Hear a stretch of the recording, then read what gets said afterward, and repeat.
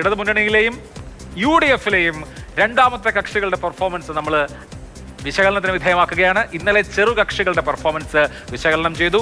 മുസ്ലിം ലീഗിന്റെ പെർഫോമൻസ് ആണ് ആദ്യം. UDF-ലെ നിങ്ങൾക്കറിയാവുന്നതുപോലെ രണ്ടാമത്തെ വലിയ ഘടകകക്ഷിയാണ് മുസ്ലിം ലീഗ്. 2011-ൽ UDF വിജയിച്ചപ്പോൾ അതിൽ 38 സീറ്റ് കോൺഗ്രസ് ഉണ്ടായിരുന്നെങ്കിൽ 20 സീറ്റ് ലീഗിനുണ്ടായിരുന്നു. നിർണായകമായിരുന്നു ലീഗിന്റെ പങ്കാളിത്തം. 27 സീറ്റിൽ മത്സരിക്കുന്ന മുസ്ലിം ലീഗ് ഇത്തവണ എത്ര സീറ്റിൽ ജയിക്കും? UDF ജയിക്കണമെങ്കിൽ മുസ്ലിം ലീഗ് എത്ര സീറ്റ് നേടണം? ഈ വിഷയമാണ് ഇനി നമ്മൾ അടുത്തതായി ചർച്ച ചെയ്യുന്നത്. രതീഷ്, 27 സീറ്റ് എന്ന് പറയുമ്പോൾ പുനലൂർ, ചേലക്കര ഈ 2 സീറ്റുകൾ ഞാൻ ഒഴിവാക്കാണ്. 25 സീറ്റ് എന്റെ കാഴ്ചപ്പാടനുസരിച്ച് ബാക്കി വരുന്ന 25 സീറ്റുകളിൽ ഗുരുവായൂർ മുസ്ലിം ലീഗിന് 40% സാധ്യതയുള്ള സീറ്റാണ്. ആ ഒരു സീറ്റ് കൂടി കഴിഞ്ഞാൽ ബാക്കി 24 സീറ്റ്. ഈ 24 സീറ്റ് കഴിഞ്ഞാൽ പിന്നെ അഴീക്കോട്, കൂത്തുപറമ്പ് ഈ 2 സീറ്റുകളിൽ 50-50 ചാൻസ് ഞാൻ പറയാണ്. പേരാമ്പ്ര, തിരുവമ്പാടി 50-50 ചാൻസ് പറയാണ്.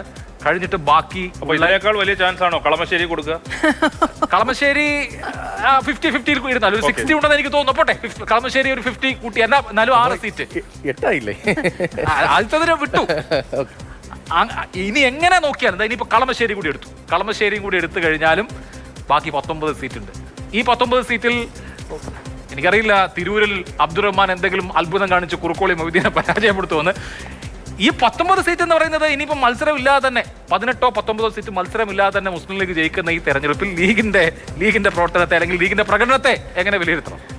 ബെറ്റർ പെർഫോമൻസ് ആയിരിക്കും മുസ്ലിം ലീഗിനെ സംബന്ധിച്ചെന്നതാണ് എൻ്റെ ആദ്യത്തെ വാചകം. 2006-ൽ അന്ന് ഏറ്റവും വലിയ തിരിച്ചടി മുസ്ലിം ലീഗ് കേരളത്തിൽ സംസ്ഥാന ചരിത്രത്തിൽ നിയമസഭാ തെരഞ്ഞെടുപ്പ് ചരിത്രത്തിൽ നേരിട്ട തെരഞ്ഞെടുപ്പാണ്. 3 മന്ത്രിമാർ പരാജയപ്പെട്ടു. ഇപ്പോൾ കുറ്റിപ്പുറത്ത് കുഞ്ഞാലിക്കുട്ടി പച്ചലഡു വാങ്ങി വെച്ചാണ് കഴിഞ്ഞ ദിവസം നമ്മൾ ആ കഥ പറഞ്ഞത്. വിട്ടേക്കാം. പച്ചലഡു വാങ്ങിച്ച് തോറ്റുപോയി. അന്ന് അത്ഭുതം കാഴ്ചവെച്ചത് KT ജലീലായിരുന്നു. ഇപ്പോൾ മങ്കടയിൽ മുനീർ തന്നെ, മനോരമയുടെ അന്നത്തെ തലക്കെട്ട് എനിക്ക് മങ്കടയിൽ മുനീർ തന്നെ എന്തായിരുന്നു അതിന് മുൻപുള്ള വാർത്ത തന്നെ ആ നിലയില്ലാതെ മറ്റൊരു ചിന്തയുണ്ടായിരുന്നു. അപ്പോൾ 2006 ഉണ്ടായ ഏറ്റവും വലിയ തകർച്ച, ആ തകർച്ചയിലേക്കൊന്നും ഒരു ഘട്ടത്തിലും ഇനി ലീഗ് പോകാൻ തൽക്കാലത്തേക്ക് സാധ്യതയില്ല. ഇപ്പോൾ തെരഞ്ഞെടുപ്പ് കഴിഞ്ഞപ്പോൾ മലപ്പുറം ചുവന്നു എന്ന് എത്ര ഹെഡ്ലൈൻ വന്നു. അപ്പോൾ ആ നിലയിലൊന്നും പോകുന്നില്ല. പക്ഷേ കഴിഞ്ഞ ദിവസം മുസ്ലിം ലീഗ് സംസ്ഥാന അധ്യക്ഷൻ പറഞ്ഞ വാചകമുണ്ട്. 20-ലധികം സീറ്റുകളിൽ, വളരെ വിനയത്തോടു കൂടിയാണ് അദ്ദേഹം പറഞ്ഞത്. 27 സീറ്റ് ജയിക്കുമെന്ന് അദ്ദേഹം പറഞ്ഞില്ല. 20-ലധികം സീറ്റുകളിൽ ഞങ്ങൾ ഉജ്ജ്വലമായ വിജയം നേടും. അതുതന്നെയാണ് ലീഗുമായി ബന്ധപ്പെട്ട പൊളിറ്റിക്സിൽ എനിക്ക് ചേർത്ത് വായിക്കാൻ തോന്നുന്നത്. 20+. ഇപ്പോൾ ഈ പറഞ്ഞ സാധ്യതാ സീറ്റുകൾ 18 മുതൽ 24 സീറ്റുകൾ വരെ നേടാം രതീഷ്. എനിക്ക് അല്ല, ഞാൻ 24 ഇല്ല എന്നല്ല പറഞ്ഞത്, 20-ലധികം സീറ്റുകൾ എന്നതാണ്. അതിലിപ്പോൾ പുനലൂർ നേരത്തെ പറഞ്ഞല്ലോ, പുനലൂർ ഒഴിവാക്കാം, ചേലക്കര ഒഴിവാക്കാം. മറ്റ് സീറ്റുകളിലെല്ലാം ലീഗ് ജയിക്കുമെന്നേ. ഒരുപക്ഷെ കളമശ്ശേരിയിൽ അത്ഭുതമുണ്ടാകും. ഇപ്പോൾ പ്രതിപക്ഷ വേറെ തിരക്കേണ്ടി വരും. ആ നിലയിലേക്ക് കാര്യങ്ങൾ മാറിപ്പോകും. ലീഗ് ജയിച്ചു വരും. ലീഗായിരിക്കും ഏറ്റവും വലിയ സ്ട്രൈക്ക് റേറ്റ് ഉള്ള പാർട്ടി ഏത് എന്ന ചോദ്യത്തിൽ ഒന്ന് കേരള കോൺഗ്രസ് ജോസഫ് ഭാഗമായിരിക്കും. മത്സരിക്കുന്ന സീറ്റുകളുടെ എണ്ണം കുറവാണ്, 8 ഉള്ളൂ. അതിൽ 6-7 സീറ്റ് ജയിക്കും. ഞാൻ ഈ രാത്രിയിലും, വളരെ മണിക്കൂറുകൾ മാത്രമേ ഉള്ളൂ വോട്ടെണ്ണാൻ, ഈ രാത്രിയിലും ഞാൻ വിശ്വസിക്കുന്നു. പിന്നെ കൂടുതൽ സീറ്റുകളിൽ മത്സരിക്കുന്ന ചെറുകക്ഷി എന്ന് പറയേണ്ട ലീഗ് വലിയ സ്ട്രൈക്ക് റേറ്റ് ഉള്ള പാർട്ടിയായിരിക്കും.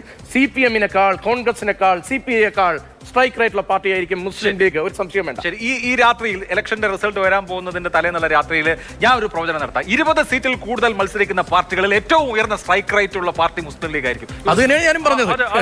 അത് സംഭവിക്കാം. അത് വളരെ സേഫ് ആയിട്ടുള്ള ഒരു പ്രവചനമാണ്. എന്തായാലും അത് സംഭവിക്കാനുള്ള സാധ്യതയുണ്ട്. പക്ഷെ ഞാൻ പറയുന്ന ഒരു കാര്യം, ഇപ്പോൾ മുസ്ലിം ലീഗിന് എത്ര സീറ്റ് കിട്ടുക എന്നുള്ളതിനേക്കാൾ UDF-ലേക്ക് മുസ്ലിം ലീഗ് വഴി കൊണ്ടുവരുന്ന വോട്ട്, അല്ലെങ്കിൽ മുസ്ലിം ലീഗിന്റെ രാഷ്ട്രീയം, അല്ലെങ്കിൽ മുസ്ലിം ലീഗിന്റെ സ്വാധീനത്താൽ ഇപ്പോഴുണ്ടായ നരേറ്റീവ്, അതായത് ന്യൂനപക്ഷ വോട്ടുകളുടെ ഏകീകരണം, ഇതുവഴിയൊക്കെ വരുന്ന UDF-ലേക്ക് വരുന്ന വോട്ടുകൾ ഒന്നും മൈനസ് ചെയ്ത് കഴിഞ്ഞാൽ UDF എവിടെയാണ് രതീഷ്? ആ ചോദ്യമാണ്. അത് കൃത്യമായി ഞാൻ പറയും, UDF എന്ന് പറയുന്നത് പവേർഡ് ബൈ മുസ്ലിം ലീഗ്, അതുപോലെ തന്നെ കമാൻഡഡ് ബൈ. ഇതിപ്പോ മുഖ്യമന്ത്രിയുടെ കാര്യത്തിൽ ഡയറക്റ്റ് ആയിട്ടല്ല എങ്കിലും ഞങ്ങൾക്ക് അഭിപ്രായമുണ്ട്, ഞങ്ങളോട് ചോദിച്ചു കഴിഞ്ഞാൽ ഞങ്ങൾ പറയും. അതുപോലെ തന്നെ VD സതീശന്റെ പേരെടുത്ത് ചോദിക്കുമ്പോൾ സ്വാഭാവികമാണല്ലോ, ജനവികാരം മാനിക്കണമല്ലോ എന്നുള്ള രീതിയിൽ പറയുന്ന രീതിയിലേക്ക് കാര്യങ്ങൾ വന്നു. അല്ല, പക്ഷേ മുന്നണിയുടെ സ്വഭാവം അതല്ലേ, അത് ഐക്യ ജനാധിപത്യ മുന്നണി. ഇപ്പൊ പലരും വലതുപക്ഷ മുന്നണി, ഇടതുമുന്നണി, വലതുപക്ഷമില്ലല്ലോ കേരളത്തിൽ. വലതുപക്ഷ മുന്നണി എന്ന് പറഞ്ഞാൽ ശരിയല്ലോ. ഐക്യ ജനാധിപത്യ മുന്നണിയും ഇടത് ജനാധിപത്യ മുന്നണി തന്നെയാണ് കേരളത്തിൽ മത്സരിക്കുന്നത്, അല്ലാതെ വലതും ഇടതും അല്ലല്ലോ. ഐക്യ ജനാധിപത്യ മുന്നണി എന്ന് പറഞ്ഞാൽ അത് മുന്നണിയുടെ ഏകീകരണമാണ്, കൂട്ടിക്കെട്ടലാണ്.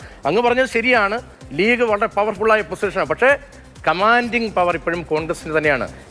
കോൺഗ്രസ് മൈനസ് ലീഗ് എന്നാലോചിച്ച് നോക്കൂ. കേരളത്തിന്റെ മതേതര പശ്ചാത്തലത്തിൽ സെക്യുലർ കോൺഗ്രസ് സെക്യുലർ പശ്ചാത്തലത്തിൽ ആലോചിച്ചാൽ കോൺഗ്രസ് ഇല്ലാതെ ലീഗ് ഇടതുമുന്നണിക്കൊപ്പം ലീഗ് പോയാൽ ഈ നിലയിൽ പെർഫോം ചെയ്യുമോ? മലപ്പുറത്ത് ചെയ്യുമായിരിക്കാം, പക്ഷേ ലീഗിന് ഈ സ്വീകാര്യത കിട്ടുമോ? എനിക്ക് സംശയമുണ്ട് അക്കാര്യത്തിൽ. കോൺഗ്രസ് തന്നെയാണ് ഐക്യ ജനാധിപത്യ മുന്നണിയിൽ കോൺഗ്രസ് തന്നെയാണ് കമാൻഡിംഗ് പവർ. പക്ഷേ ലീഗാണ് താങ്ങി നിർത്തുന്ന ഏറ്റവും പ്രധാനപ്പെട്ട ലീഗിന്റെ ശക്തി. അണികൾ UDF മനോഭാവമുള്ള കോൺഗ്രസ് മനോഭാവമുള്ള ആളുകളാണ്. എനിക്ക് തോന്നുന്നു ലീഗ് ഇനി LDF-ലേക്ക് പോയാൽ ആ വോട്ട് ട്രാൻസ്ഫർ അത്ര ഇല്ല, എളുപ്പമാവില്ല. അത് അങ്ങനെ നടക്കില്ല. അങ്ങനെ നടക്കില്ല എന്ന് മാത്രമല്ല LDF-ന്റെ വോട്ടുകൾ വലിയ രീതിയിൽ ചോർത്തി കളയുകയും ശരി, വൺ മോർ പ്രഡിഷൻ.